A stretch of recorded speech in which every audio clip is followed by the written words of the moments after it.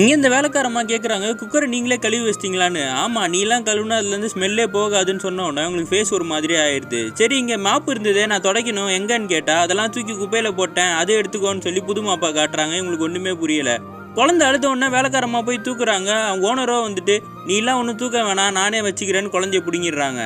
துணி துவைக்கிறதுக்காக பாத்ரூமில் தண்ணி பிடிச்சிக்கிட்டு இருந்தால் முதலாளி வந்து சொல்கிறாங்க, எதுக்கு இப்போ அங்கே பிடிச்சிக்கிட்டு இருக்க, வாஷிங் மிஷின் தான் இருக்குல்ல, அதில் போட்டு நீ வாஷ் பண்ணுன்னும் போது, நீங்கள் தானே எப்பவுமே சொல்லுவீங்க கையில் துவைச்சாதான் அழுக்கு போகுன்னு, நான் சொல்கிறத மட்டும் கேளு, எழுத்துலாம் பேசாதன்னு சொல்லிட்டு போகிறாங்க.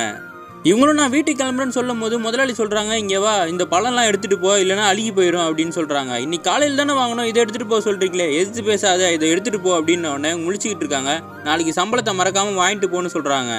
அப்போ காலிங் பில் சத்தம் கேட்குது. இவங்க போய் கதவு திறந்தா ஒரு பொண்ணு நிற்கிறா. என்ன வேணும்னு கேட்டால் மேடம் தான் கூப்பிட்டாங்கன்னு அந்த பொண்ணு உள்ள வரா. அவங்க முதலாளி சொல்கிறாங்க, நாளிலேருந்து நீ தான் வேலைலாம் செய்கிற, துணி துவைக்கணும், பாத்திரம் கழுவணும், எல்லாத்தையும் பார்த்துக்கணுன்னும் போது இவங்க நடுவில் புந்து, அப்போ நான் எதுவும் செய்ய வேணாமான்னு அமைதியாக இரு கொஞ்சம் நேரம்னு சொல்லிடுறாங்க.